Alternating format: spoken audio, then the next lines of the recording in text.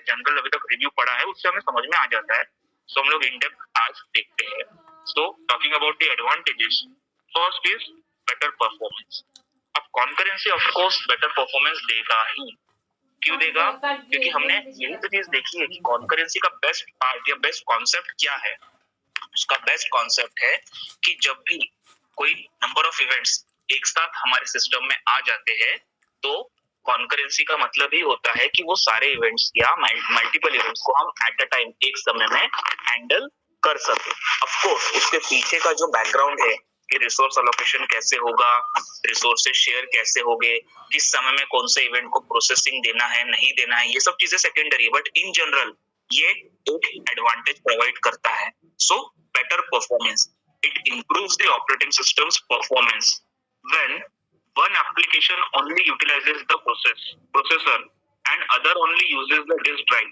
The time takes to perform both apps simultaneously is less than the time it takes to run them sequentially. सही है?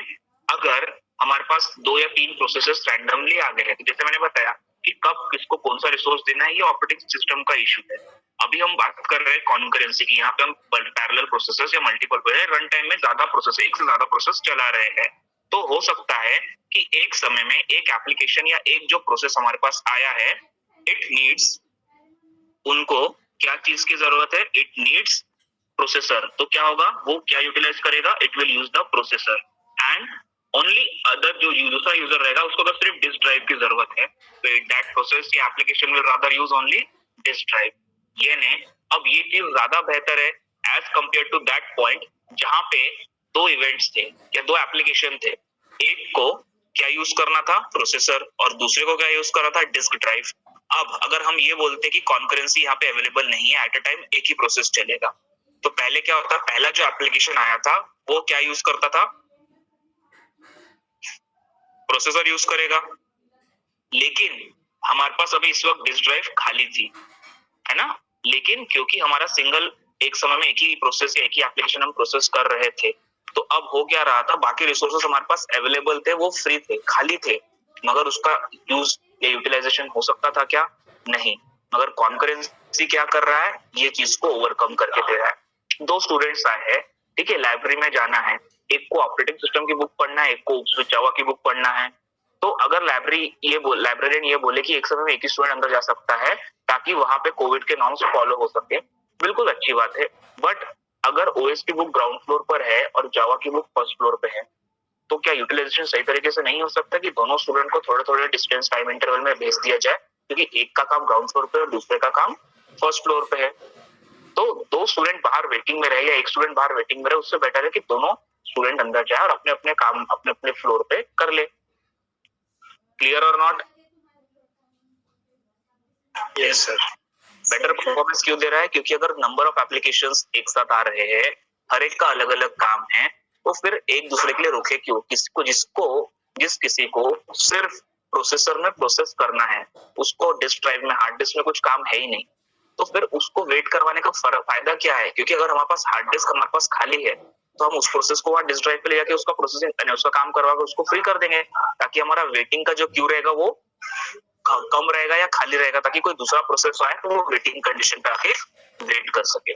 Second is better resource utilization. Of course अभी just पहले वाला point जो better performance, उसी से related ये point है।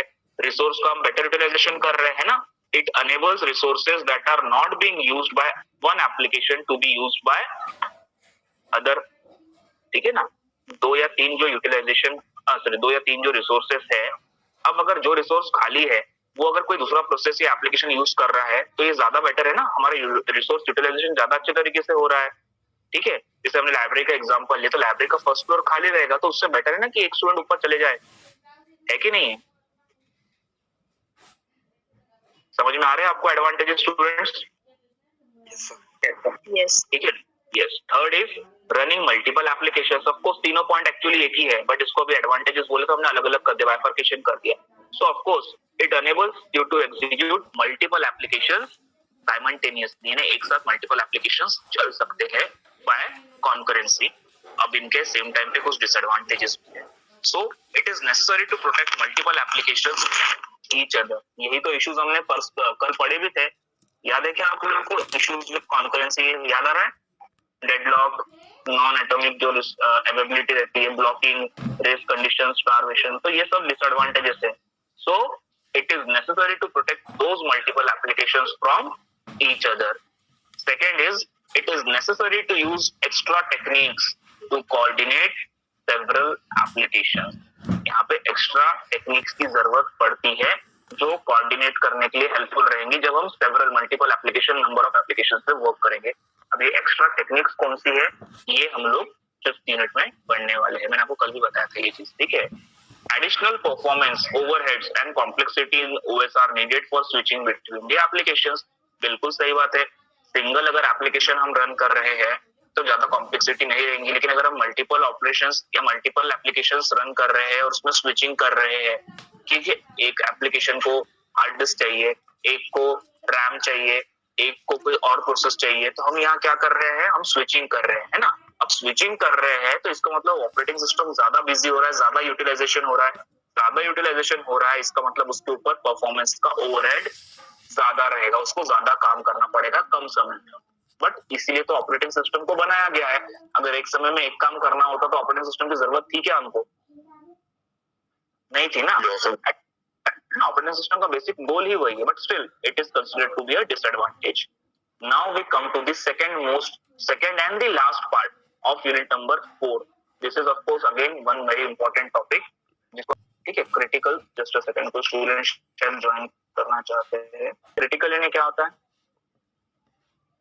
Serious sir? नहीं, क्रिटिकल यानी सोचिए, कॉम्प्लेक्स. कॉम्प्लेक्स, ठीक है. और कोई मीनिंग उसका किसी को अगर आता है तो? डिफिकल्ट. नहीं, सिमिलर नहीं. आपने कभी मेडिकल टर्मिनोलॉजी में क्रिटिकल वर्ड सुना है क्या? डेंजरस तो नहीं बोलेंगे, बट ऐसा खतरा सर, मतलब ऐसा कोई खतरा खतरा भी नहीं. देखिए मैं बताता हूँ, क्रिटिकल यानी एक ऐसा,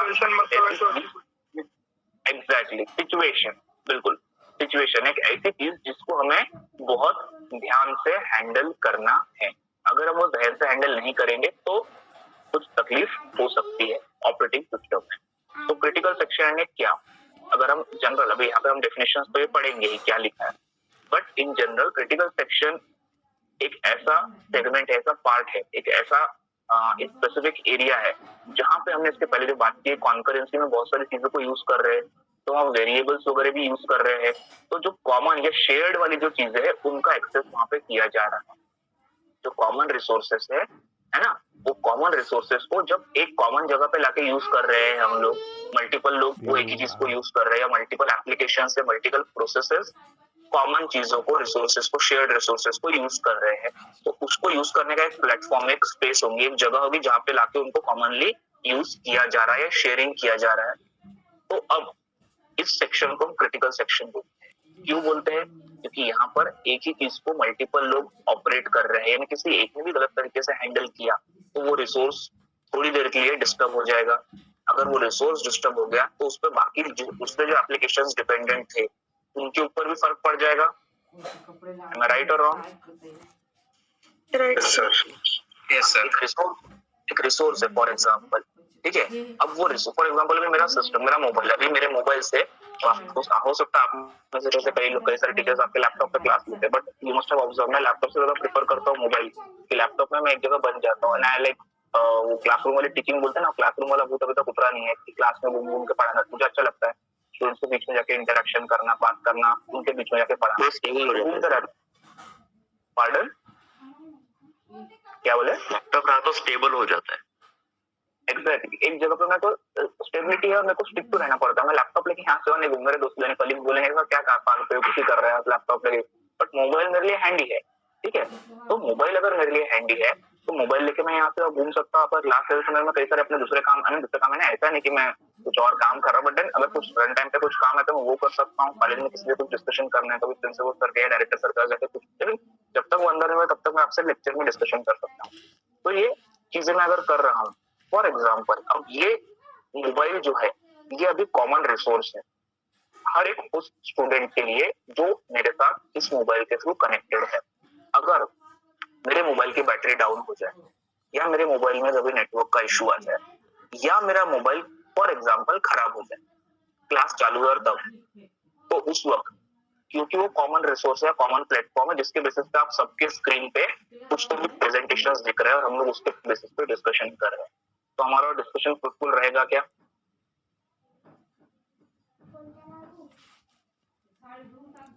रहेगा क्या? नहीं रहेगा। सिमिलरली आप लोग भी अगर फॉर एग्जांपल 5-10 स्टूडेंट्स हो, आप लोग भी कुछ कॉमन एक कोई टास्क या कोई गोल अचीव कर रहे हो, कोई एक चीज जिसको आप सब चीजें कॉमनली में कुछ शेयर कर रहे हो कोई चीज, और उस पर्टिकुलर चीज पे सभी का डिपेंडेंसी है और वो कॉमन चीज को एक स्टूडेंट के बैठ जाए। हमने एक बुक है फॉर एग्जांपल, ठीक है, अभी वो बुक अगर है और वो बुक अभी एग्जाम आने वाली, परसों एग्जाम है, अभी बुक एक ही है और 5 फ्रेंड्स लोग हैं, आप लोग आपने डिस्कस किया कि देख यार अभी 5 लोग हैं और एक ही किताब है, किताब बाहर कहीं मिल भी नहीं रही है, जो भी रीजन से महंगी है, सस्ती है या आउट ऑफ स्टॉक है, तो अभी हम लोग 5 फ्रेंड्स हैं और एक ही बुक है तो हमको शेयर करना है। तो हमने डिसाइड किया कि 10 घंटे की पढ़ाई में हर एक स्टूडेंट क्या करेगा, 2-2 घंटे वो बुक को अपने पास रख सकता है। अब जब वो कॉमन रिसोर्स आप लोग शेयर कर रहे हो, पहले स्टूडेंट ने 2 घंटा पढ़ के दूसरे स्टूडेंट को दे दिया, दूसरा स्टूडेंट 2 घंटा पढ़ना था लेकिन किसी रीजन से वो 2 घंटे के बाद वो बुक थर्ड स्टूडेंट को दे नहीं पाया, चाहे वो पढ़ नहीं पाया या वो रिटर्न करने नहीं आ पाया या जो भी रीजन, तो अब क्या होगा, थर्ड फोर्थ और फिफ्थ वाले जो स्टूडेंट है उनका शेड्यूल गड़बड़ा गया क्योंकि उनके पास जो कॉमन रिसोर्स आने वाला था वो किसी और एप्लीकेशन ने या किसी और स्टूडेंट ने क्या कर दिया, ब्लॉक करके रख दिया। तो वो बुक उस वक्त क्रिटिकल सेक्शन रहेगी, यानी क्रिटिकल सेक्शन है इन शॉर्ट ऐसी जगह जहां पे मल्टीपल चीजें एक साथ, कॉमन चीजें एक साथ शेयर हो रही है मल्टीपल लोगों के साथ में।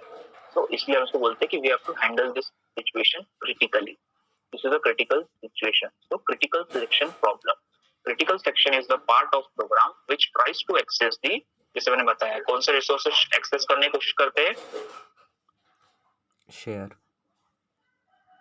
रिसोर्सेस, यानी जो रिसोर्सेस मल्टीपल जगह पे शेयर हुए हैं। The resource may be any resource, ठीक है, कोई भी रिसोर्स हो सकता है ना, computer like memory location, data structure, may be a CPU or any other IO. IO device means input output sir, IO device input output. Yes, exactly. Input output से एक चीज और याद है आप लोगों के साथ शेयर करता हूँ छोटा सा। सोनी वायो एक लैपटॉप की सीरीज है सोनी कंपनी की, सुना है क्या आप लोगों ने? और सर सोनी कंपनी के लैपटॉप के बारे में सुना है क्या? वायो सीरीज, AIO। यस सर, उसका रिप्रेजेंटेशन कभी देखा है क्या आप लोगों ने? वायो कैसे लिखते देखा है क्या आपने? Yes sir, yes sir. उसके बारे में किसी को पता है क्या उसकी हिस्ट्री या क्यों वो वायो ऐसा लिखा जाता है? No sir. तो आप लोग को बताता हूँ, ठीक है, लेक्चर होने के बाद में चेक करना। VAIO जो लिखा हुआ है, अगर आप उसको ध्यान से देखोगे तो V और A जो है वो साइनसोइडल वेवफॉर्म है इनपुट और आउटपुट का, और कंप्यूटर्स जो है वो कौन सी भाषा समझते हैं? डिजिटल, जिसको हम क्या बोलते हैं दूसरी भाषा में, ones and zeros, binaries, ones और जीरोस में रहते ना सारी वैल्यू। यस तो सर, VAIO अगर आप ध्यान से देखोगे तो वो सिंबल रिप्रेजेंट करता है पहले साइनसोइडल Yes, sir. वेवफॉर्म, और साइनसोइडल से वो कन्वर्ट होता है डिजिटल में, यानी एनालॉग टू डिजिटल, ठीक है, एनालॉग टू डिजिटल। तो V और A जो है वो एनालॉग है और I और O जो है वो एक्चुअली 1 और 0 को रिप्रेजेंट करता है। तो लैपटॉप ये बता रहा है उस सिंबल का मतलब, सिंबॉलिक क्या है कि हम लोग एनालॉग टू डिजिटल ट्रांसफॉर्मेशन कर रहे हैं, we are changing life. VAIO Sony VAIO, बाद में देखना लेक्चर के बाद में, ठीक है। सो अभी वापस आते हैं, तो जहाँ पे कॉमन रिसोर्सेस है, मेमोरी लोकेशन हो गया, डेटा स्ट्रक्चर, इनपुट आउटपुट, ये वाले आयो से मुझे याद आया, ठीक है। So the critical section cannot be executed by more than one process at a time. तो critical section क्या कहता है कि critical section में जो भी चीजें आई है, it cannot be executed by more than one process at the same time. ठीक है, यानी क्रिटिकल सेक्शन के अंदर जो भी चीजें आई है उसे एक समय में एक से ज्यादा प्रोसेस यूज कर सकता है क्या? No sir. नहीं कर सकता है.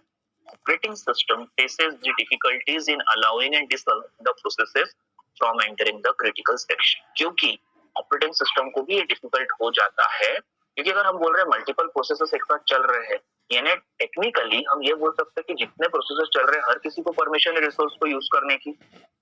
परमिशन दे दी यानी रिसोर्स अब वो अंदर आ गया सिस्टम के.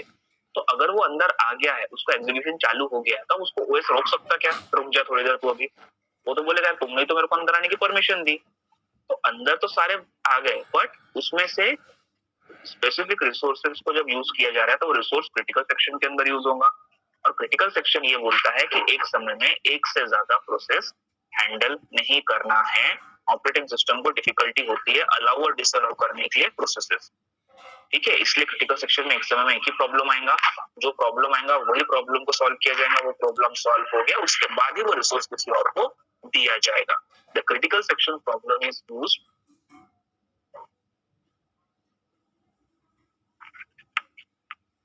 तो the critical section problem is used to design a set of protocols which can ensure that the race condition among the processes will never arise. Race condition हमने कल पढ़ा था ना, जब एक साथ क्या हो रहा है, रेसिंग लग रही है. जब मल्टीपल चीजें मल्टीपल प्रोसेसेस कॉम्पीट कर रहे हैं आपस में, रेसिंग लगा रहे हैं कि ये इवेंट पहले में, ये रिसोर्स मुझे पहले चाहिए, मुझे पहले चाहिए, मुझे पहले चाहिए.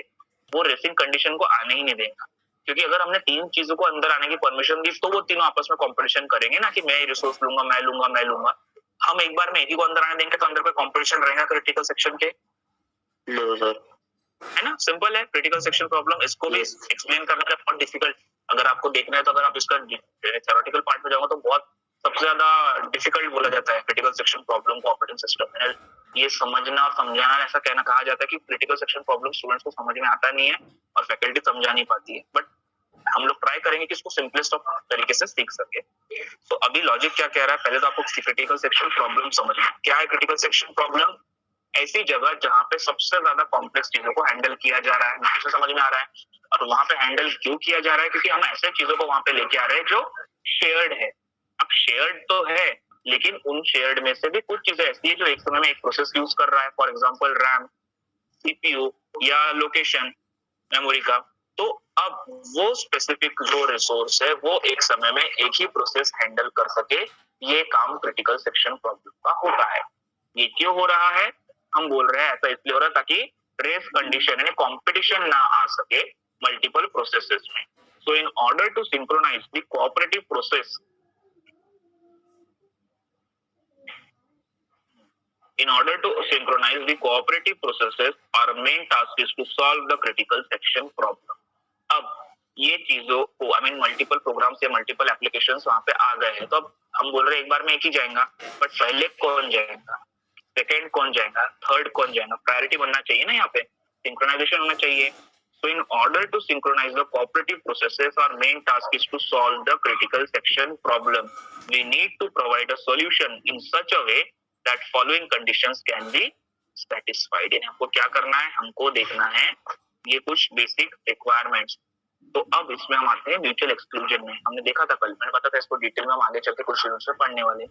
सो रिक्वायरमेंट क्या क्या है, यानी हमको ये ध्यान में रखना है कि एक समय में एक ही प्रोसेस को रिसोर्स दिए जाए.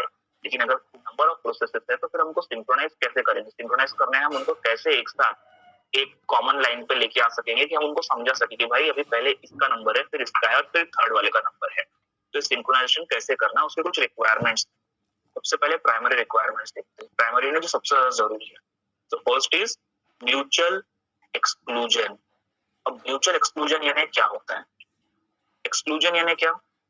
To exclude someone. अगर मैं बोलता हूं excluding you from this group, का मतलब क्या हो रहा है? रिमूविंग. यस. इंक्लूड यानी ऐड करना, एक्सक्लूड यानी रिमूव करना. सो एक्सक्लूजन यानी बाहर करना. और म्यूचुअली एक्सक्लूड करना यानी क्या हो गया? आपस में डिस्कशन किया गया, विचार विमर्श किया गया, चार लोग हैं, अभी एक को बाहर करने का है, तो किसको डिसाइड करना है, किसको बाहर करना है? ये कौन डिसाइड करेगा? वो चार लोग ही आपस में डिसाइड करें. मूवी वगैरह देखी होंगे अगर आपने, तो खास करके हिल क्लाइंबिंग वगैरह वाली मूवी है, उसमें आपने कभी देखा होगा. वर्टिकल लिमिट वगैरह पुरानी मूवीज है हॉलीवुड की, किसी ने देखा होगा तो क्लाइंबर्स रहते पहाड़ में चढ़ने वाले, अभी शायद ऐसे बॉलीवुड में कोई मूवी आई थी, पहाड़ में चढ़ते और लोग फिसल जाते तो एक ही रस्सी से बहुत सारे लोग लटक जाते, तो उसमें म्यूचुअल एक्सक्लूजन करना पड़ता है कि मालूम है वो रस्सी जो है उसमें अगर 10 लोग लटके हुए हैं, ठीक है, रस्सी 5 या 6 लोग का वजन सह सकती है, लेकिन अब हो क्या रहा है, 6 लोग का वजन सह सकती है, लटके 4 है, यानी क्या होगा, रस्सी कभी ना कभी थोड़ी देर में क्या होगी, ब्रेक होंगी सर। और 10 के 10 लोग नीचे गिर सकते हैं, या रस्सी जिस पॉइंट से टूटेगी उस पॉइंट से लोग नीचे गिर जाएंगे। तो यहाँ पे ये बताया जाता है प्रैक्टिकली हिल क्लाइंबर्स को, ठीक है, कि अगर ऐसा कभी सिनेरियो आ गया तो आपको यहाँ पे एक बहुत क्रिटिकल डिसीजन लेना पड़ेगा, कि आपको अंदाजा लेना पड़ेगा कि रस्सी कितने लोगों का वेट ले सकती है और उसके नीचे जितने लोग रहेंगे आपको रस्सी वहां से कट कर देनी है, ठीक है। This is mutual exclusion, it is sad but then it is a part of hill climbing. So ये बताता ताकि कम से कम उसके ऊपर के जो लोग हैं वो बच सके। सो सेम यहाँ प्रोसेसर्स के साथ भी होता है कि क्या होगा, our solution must be to provide mutual exclusion. अब होता क्या है, by mutual exclusion we mean that if one process is executing inside the critical section then other process must not enter in the critical section। Diagram थोड़े ऊपर नीचे हो गए, थोड़ा सा एडजस्ट करिए आप लोग भी, ठीक है। मैंने क्या कह रहा है, फर्स्ट वाला केस देखते हैं। अब ये हमारा सपोज क्रिटिकल सेक्शन है, ये जो ऑरेंज कलर का आपको स्क्वायर दिख रहा है, यहाँ पे एक प्रोसेस P1 अंदर पहले से है, ठीक है। P1 अगर अंदर आया है और 4 प्रोसेसेस है P2, P3 और P4, यानी इन चारों ने आपस में मिलकर डिसाइड किया है, of course with the help of operating system, कि 4 में से अभी एक समझ में एक ही प्रोसेस अंदर जाएगा। तो वो कौन सा प्रोसेस अंदर है, P1 है, ये बाकी दोनों तीनों वेटिंग में रहेंगे। So this is the right condition. But अगर हम जनरल कॉन्करेंसी का कॉन्सेप्ट देखते हैं, उसका मतलब एक साथ मल्टीपल प्रोसेसेस को हैंडल करना है ना, मल्टीपल प्रोसेसिंग का मतलब ही वही होता है। बट क्रिटिकल सेक्शन ये चीज को क्या बोल रहा है, दिस इज रॉन्ग, कि अगर 4 प्रोसेसेस क्रिटिकल सेक्शन के अंदर में आ गए हैं तो चारों को इक्वल वेटेज दे दिया गया है, और इक्वल वेटेज दे दिया गया है यानी एक राज्य में 4 राजा हो सकते हैं क्या, एक प्रेसिडेंट, 4 प्रेसिडेंट हो सकते हैं क्या एक कंट्री के, नो सर, डिसीजन मेकर तो एक ही चाहिए ना। जहाँ पे 4 लोग 5 लोग 10 लोग एक साथ आ गए तो क्या होगा, इश्यूज चालू हो जाते हैं, है ना। तो ये म्यूचुअल एक्सक्लूजन क्या कह रहा है कि एक समय में एक ही प्रोसेस क्रिटिकल सेक्शन की, ये क्रिटिकल सेक्शन है ऑरेंज वाला, तो इसके अंदर कितना प्रोसेस जाना चाहिए एट अ टाइम, एक। उसके बाद म्यूचुअली डिसाइड होगा कि सेकंड कौन जाएगा, थर्ड कौन जाएगा और फोर्थ कौन, बट ये वाला कंडीशन जो है इट इज नॉट एक्सेप्टेबल, ठीक है। So this is mutual exclusion. Second is progress. दूसरा तरीका रिक्वायरमेंट क्या है, progress means that if one process doesn't need to execute in critical section then it should not stop other processes to get in the critical section। ये और भी simple तरीका है, 4 process है, अभी चारों प्रोसेस में से 2 को ये पता है कि अभी हमको इमीडिएट रिसोर्सेज की जरूरत नहीं है, मुझे भी जरूरत नहीं है। जैसे वो बुक वाला एग्जांपल अपन ने लिए थे कि 5 स्टूडेंट्स है ना, वो की है तो हर स्टूडेंट 2-2 घंटा पढ़ने वाला है, बट पहले नंबर का स्टूडेंट जो था या दूसरे नंबर का जो स्टूडेंट है वो बोल दे यार ये सब्जेक्ट मेरे को पहले से आता है, इसकी बुक मेरे पास नहीं है, कोई भले दूसरी बुक है बट मेरे पास कुछ तो नोट्स है, कुछ तो मटेरियल है, तो मेरे को ये बुक की जरूरत नहीं है। अगर वो ईमानदारी से ये चीज बोल दे तो अब 5 लोगों में 2-2 घंटा जो समय बच रहा था, अगर 2 लोगों ने ऐसा बोल दिया तो अब 3 ही लोग बचेंगे जिनको बुक का रिक्वायरमेंट है, तो 2 घंटे के बदले हर एक जन लगभग 3 घंटा वो बुक यूज कर पाएगा, 3.5 घंटा वो बुक यूज कर पाएगा, सही है। Yes sir. है कि अगर इफ वन प्रोसेस डजंट, अगर उसको जरूरत नहीं है एग्जीक्यूशन की क्रिटिकल सेक्शन में तो वो दूसरों को रोकेगा नहीं, वो बोलेगा यार मेरे को जरूरत नहीं है, आप आगे जा सकते हो, है ना। पहले आप वाला कॉन्सेप्ट यहाँ एप्लीकेबल हो जाएगा। सेकंड, ये 2 प्राइमरी रिक्वायरमेंट्स, ठीक है, एग्जाम में पूछा जाता है which of the following is not the primary या which of the following is not a requirement for synchronization mechanisms या related to synchronization mechanism related to mutual exclusion। तो इसमें हो सकता है 4-5 ऑप्शन आपको दे दिया जाए, आपको इसमें फिर ऑड मैन आउट फाइंड करना पड़े। तो प्राइमरी 2 है म्यूचुअल एक्सक्लूजन और प्रोग्रेस। सेकेंडरी यानी these are important but they are not as important जो प्राइमरी वाले, but of course they are also important। So first is bounded waiting।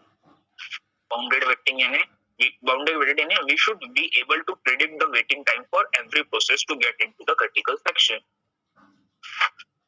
यानी हम लोग एक अंदाजा टाइम बांध ले कि अभी जो प्रोसेस अंदर गया है इसको 2 मिनट लगने वाले, सेकंड जो प्रोसेस जाएगा उसको लगभग 1 मिनट का समय लगने वाला है, तो थर्ड वाला जो प्रोसेस वेटिंग में है वो अंदाजा लगा सकता है कि मेरे को टोटल कितना समय रुकना पड़ेगा, अंदाजा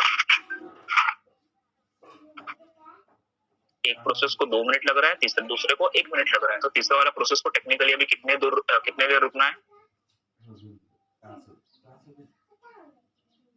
3 मिनट ना? Yes sir. पहला प्रोसेस 4 प्रोसेसेस है अपने P1 2 3 4 1 अभी क्रिटिकल सेक्शन में गया हुआ है, उसको अंदाजा लग रहा है 2 मिनट एग्जीक्यूट करने के लिए। सेकंड P2 जो है उसको 1 मिनट लग रहा है, तो P3 क्या हिसाब लगा सकता है, उसको कितने देर वेटिंग में रहना पड़ेगा? 3 मिनट। जब तक पहले और दूसरे का फर्स्ट और सेकंड जब तक एग्जीक्यूट नहीं होंगे तब तक थर्ड वाला अंदर जा सकता है क्या? नहीं। तो उसको कितना टाइम वेट करना है? वो एंडलेसली ना एकदम आखिरी तक वेट करते रहेगा, घंटे 2 घंटे, साल 2 साल 10 साल 20 साल, तब तक वेट करेगा क्या? नहीं। बाउंडेड वेटिंग का मतलब है कि एक अंदाजा 3 मिनट है ना, तो वो 3.5 4 मिनट तक रुकेगा। अगर 4 मिनट तक रुकने के बाद उसको अंदर परमिशन आने की नहीं मिली तो 2 चीजें होती है। एक तो जबरदस्ती अंदर घुसने की कोशिश करेगा क्योंकि उसको मालूम है अंदर कुछ तो भी गड़बड़ हो गई है, उसको बाहर आना था 2 मिनट 3 मिनट के अंदर, वो नहीं आया है, तो या तो ये अंदर जाने की कोशिश करेगा या दूसरा ये क्यू से बाहर निकल जाएगा। ये डिपेंड करता है, ये सब हम में फिर से देखेंगे, ये डिपेंड करता है सिचुएशन के ऊपर। बट बाउंडेड वेटिंग यानी क्या? जहाँ पे हम एक अंदाजा टाइम लेके रख रहे हैं कि इतना समय लगने वाला है, मुझे इतनी देर रुकना है, उससे ज्यादा अगर मुझे रुकना पड़ रहा है तो इसका मतलब कुछ तो प्रॉब्लम है। तो या तो मैं इतनी देर रुक के अपना टाइम वेस्ट ना करूं, और या तो फिर मैं अंदर वाले को बोलूं यार तू जल्दी बाहर निकल, तेरा हो गया रिसोर्सेज का, मेरे को रिसोर्सेज चाहिए है, ठीक है, मुझे अब रिसोर्सेज की जरूरत है। And then second is architectural neutrality. Our mechanism must be architecturally natural.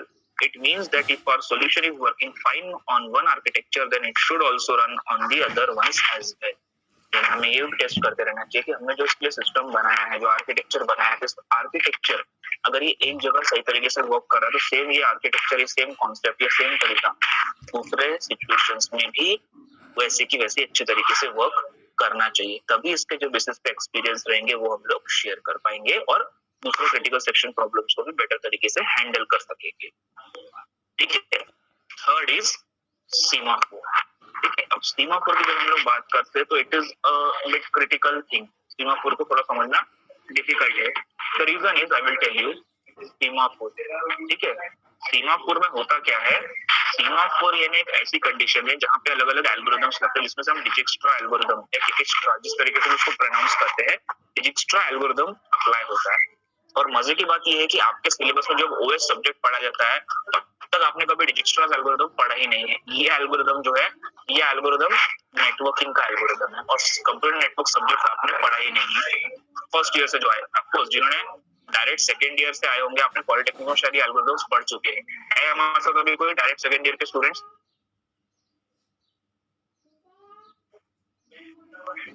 शायद होंगे एक दो। तो यहाँ पे दिक्कत ये है कि यहाँ पे आपको एक ऐसा कॉन्सेप्ट बताया जा रहा है, सीमाफोर से रिलेटेड मैं बात कर रहा हूँ, जो आपने पढ़ा ही नहीं। बट वी विल ट्राई कि मैं कोशिश करूंगा कि आप लोग को ये चीज समझ में आ जाए। तीसरा प्रॉब्लम जो है ये है सेकेंडरी रिक्वायरमेंट में, वो है सीमाफोर। सीमाफोर यानी करता क्या है? ठीक है, ये एक इंडिविजुअल क्वेश्चन भी आता है। To get rid of the problem of wasting the wakeup signal, Dijkstra एक साइंटिस्ट तो नहीं, रिसर्चर है थे, who has proposed an approach जो क्या करता है, it involves storing all the wake up calls. Dijkstra's state that instead of giving wake up calls directly to the consumer, producer can store the wake up in a variable and any of the consumer can read it whenever he need to do so. अब ये 5 line का मैं आपको simple सा concept बताता हूँ, फिर से थोड़ा सा अपने दिमाग की बुद्धियां खोल के समझने की कोशिश करूँ। ठीक है, समझाता हूँ। डिजिक्स्ट्रा साहब जो है उन्होंने एक एल्गोरिथम प्रपोज किया, एक मैकेनिज्म प्रपोज किया, इसको ही हम बोलते हैं कंज्यूमर प्रोड्यूसर प्रॉब्लम थी। आई एम रिपीटिंग, आप चाहे तो लिख के रख सकते। It is also known as consumer producer problem. Operating system में ये भी बहुत इंपॉर्टेंट कॉन्सेप्ट है। अब कंज्यूमर प्रोड्यूसर का इक्वेशन क्या है, अगर ये समझना है तो थोड़ा एमबीए के टर्म्स भी आ जाती है।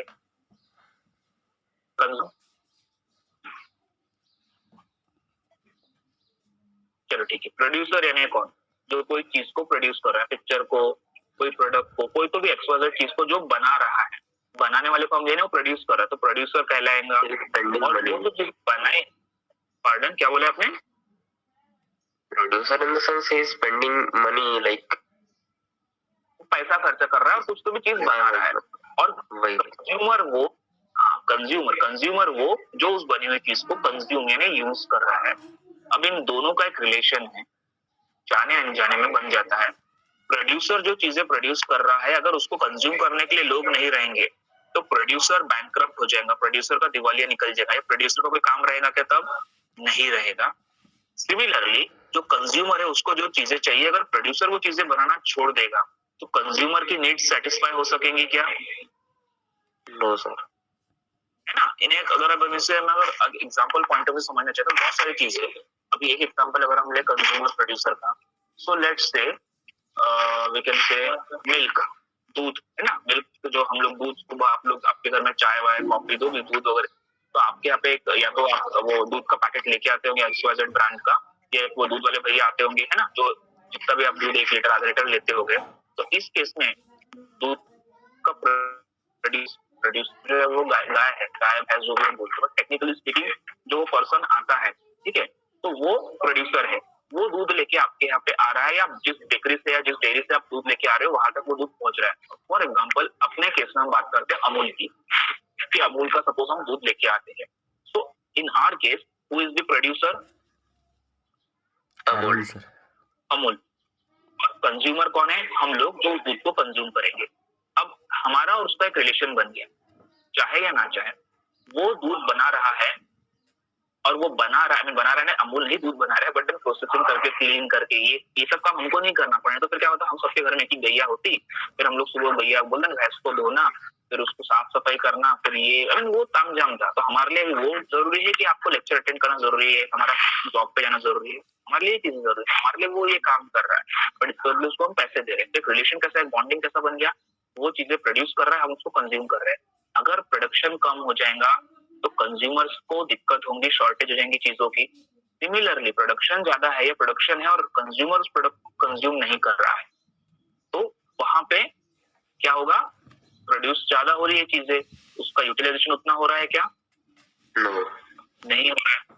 तो एमबीए या फाइनेंशियल टर्म्स में क्या होगा, कोई चीज की डिमांड ज्यादा है और उसका सप्लाई कम हो गया, कोई चीज की डिमांड ज्यादा है, इन्हें कंज्यूम करने के लिए लोग ज्यादा है, और उसका प्रोडक्शन कम हो रहा है, तो उस चीज की प्राइसिंग कम हो जाएंगी।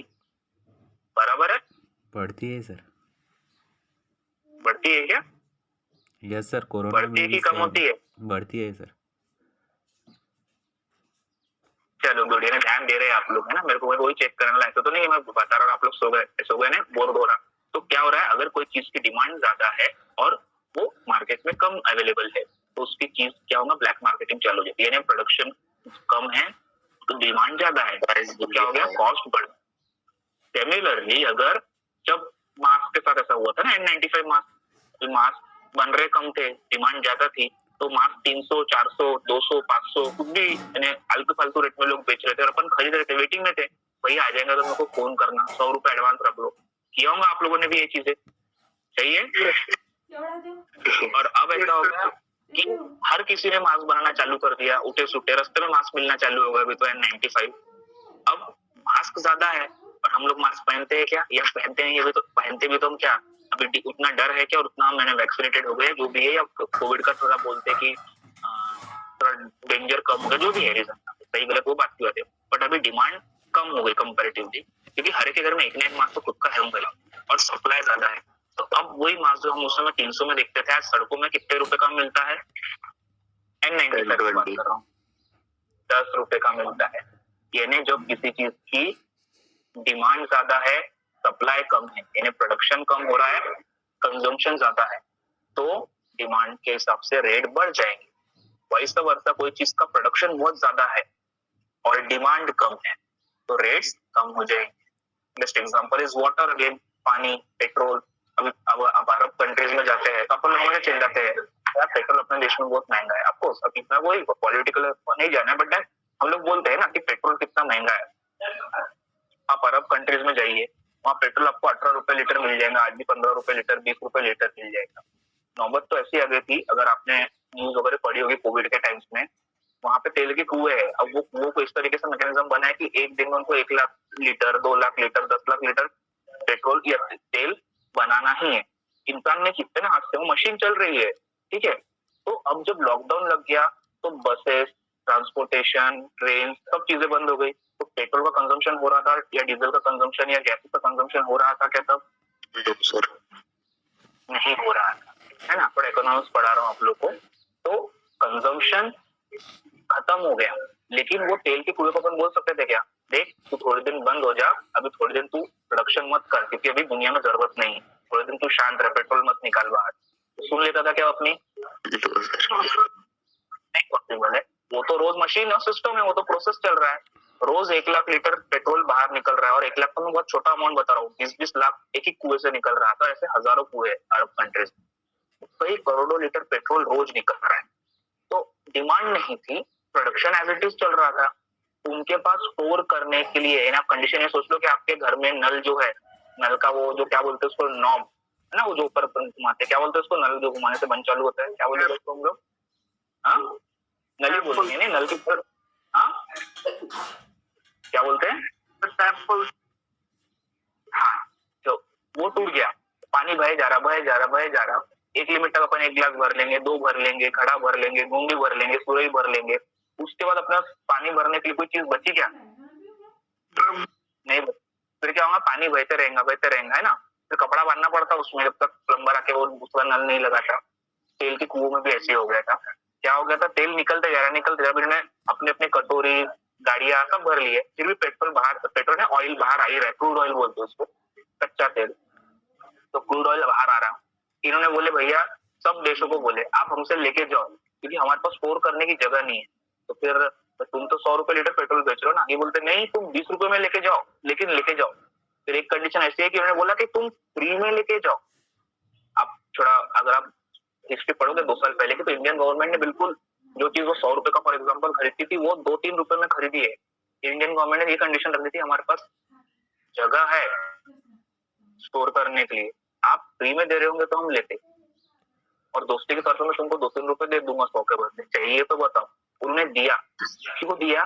क्योंकि अगर वो नहीं देते तो वो तेल इतना बाहर निकलता और उनका स्टोरेज की जगह नहीं थी, वहां तेल की बाढ़ आ जाती है। और बाढ़ आने का मतलब ये था कि उनके जो कुएं थे वो वापस मट्टी रेती उसमें भर जाते थे, वो खराब हो जाते, उनका मैकेनिज्म सिस्टम जो करोड़ों रुपए लगा इन्वेस्टमेंट किया वो पूरा खत्म हो गया होता। तो क्रूड ऑयल के जो प्राइसेस थे वो 100 रुपए से फॉर एग्जाम्पल बहुत नीचे आ गए। अब फिर क्या हुआ, फिर से धीरे धीरे एक्टिविटीज बढ़ने लगी, कोविड के नाम से रिलैक्स होना चालू हो गए। तो अब क्या हुआ, अब फिर से प्रोडक्शन उतना का उतना ही है, लेकिन कंजम्पशन फिर बढ़ गया, तो फिर इन लोग के रेट बढ़ गए। तुमने उस समय 3 रुपए में लिया था ना पेट्रोल, अब तुमको जरूरत है ना पेट्रोल, ट्रेन तो चलाना है, फैक्ट्री तो चलाना है, कार तो चलाना है, अब आओ तुम लेने। अब 100 रुपए का पेट्रोल तुमको हम 110 रुपए में देंगे, चाहिए तो लो, नहीं तो दूसरा लेने को तैयार है। So this is consumer and producer problem. समझ में आ रहा है क्या हो रहा है consumer producer problem? Yes sir. है ना? So this is a consumer producer problem. तो हम लोग सीमाफोर के थ्रू अभी समझने की कोशिश करते हैं। So to get rid of the problem of wasting the wakeup signals, इन वेकअप सिग्नल्स ने क्या हो रहा है, अभी हमने यहाँ पे पढ़ा था कि अगर बहुत सारे प्रोसेसेस है जो वेट कर रहे हैं, ठीक है। अब हमने यहाँ पे थोड़ी देर पहले ये भी पढ़ा है कि हम लोग एक न्यूट्रलिटी देख रहे हैं, या हम लोग एक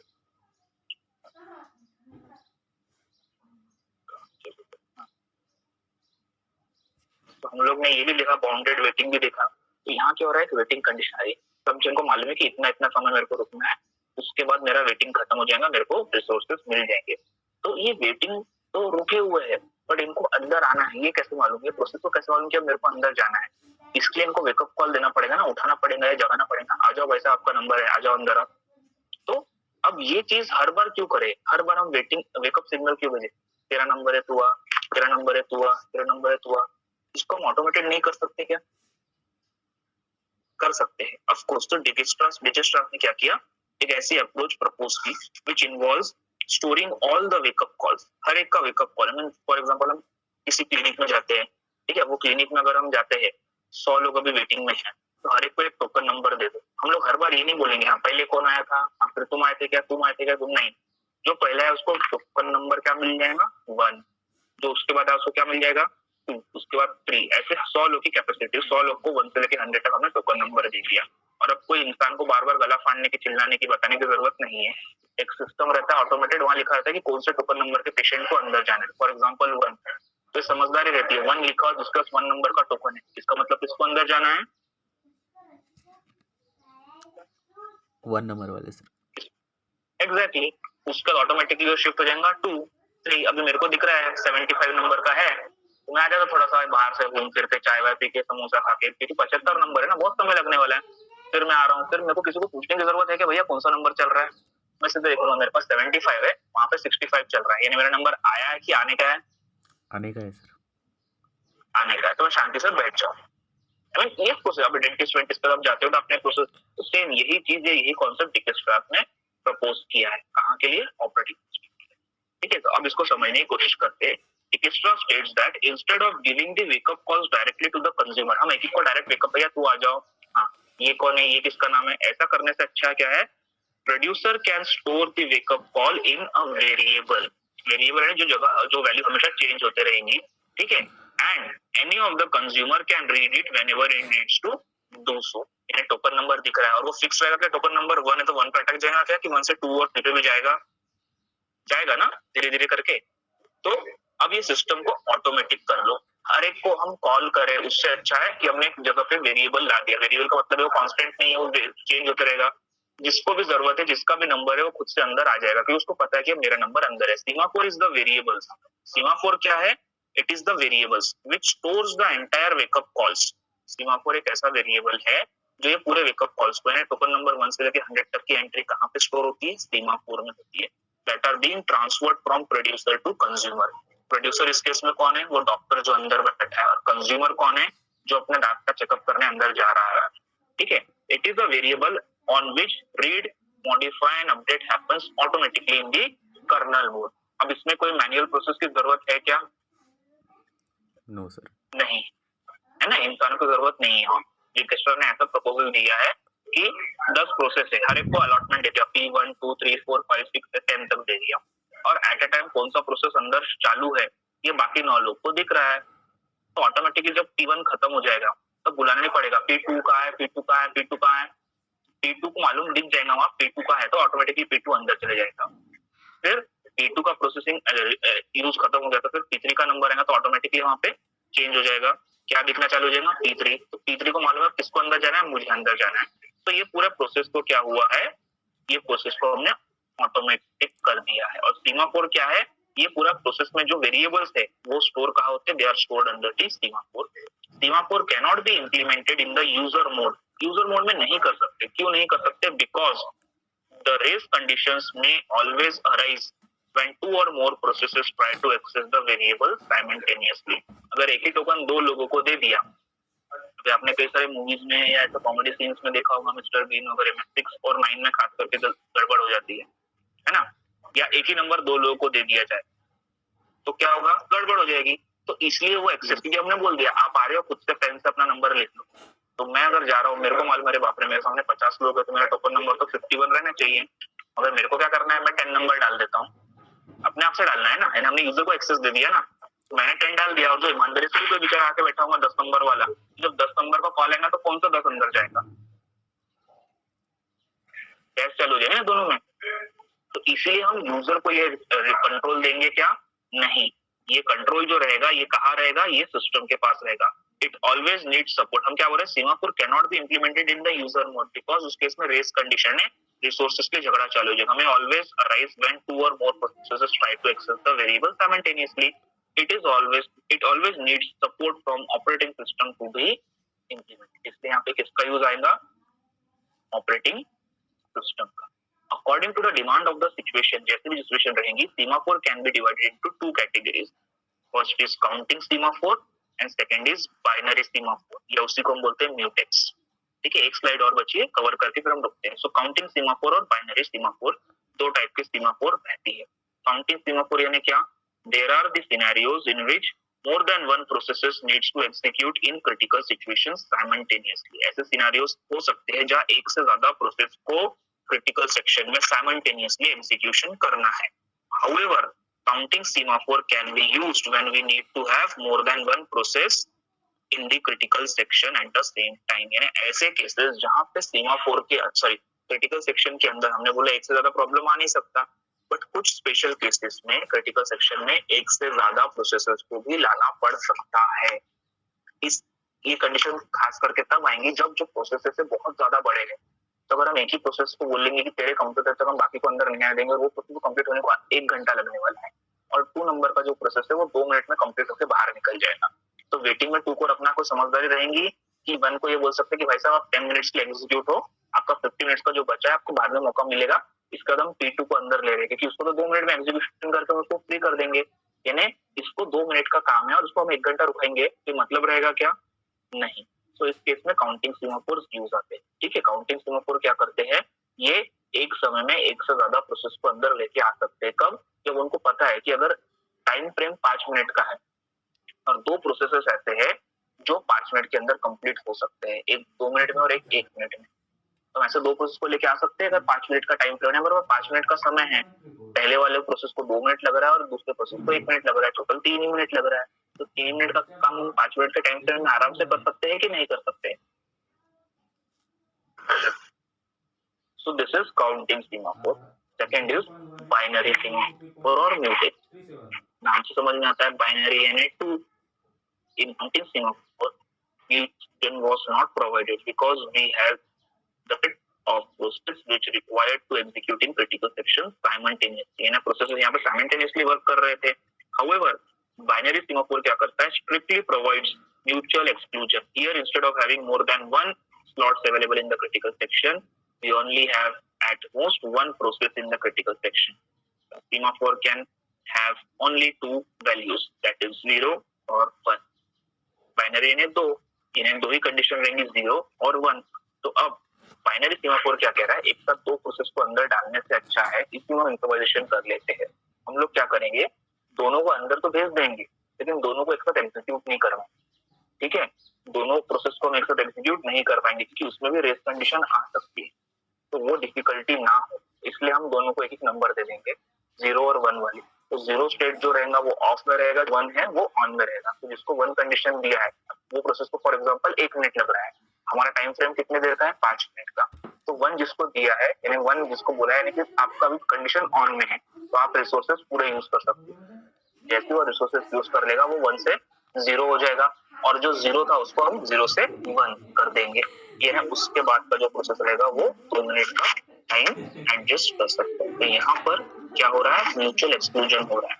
म्यूचुअल एक्सक्लूजन हमने पढ़ा था अभी थोड़ी देर पहले स्लाइड में। म्यूचुअल एक्सक्लूजन में क्या, जहाँ पे कंपटीशन ज्यादा बढ़ा है तो म्यूचुअली डिसाइड किया जाता है कि किसको प्रेफरेंस देना है, किसको प्रायोरिटी देना है और किसको नहीं। तो 2 प्रोसेस आपस में डिसाइड करेंगे कि भाई मैं पहले जाऊँ या तू पहले जा। Is it clear? Yes, sir. ठीक है, yes. So we will stop here. इसके बाद एक लास्ट लेक्चर हम लोग रहेगा जो यूनिट 4 का रहेगा डी। इसके बाद एक लास्ट लेक्चर हम लोग मंडे को ले लेंगे जो हमारा यूनिट 4 कंप्लीट कर देगा।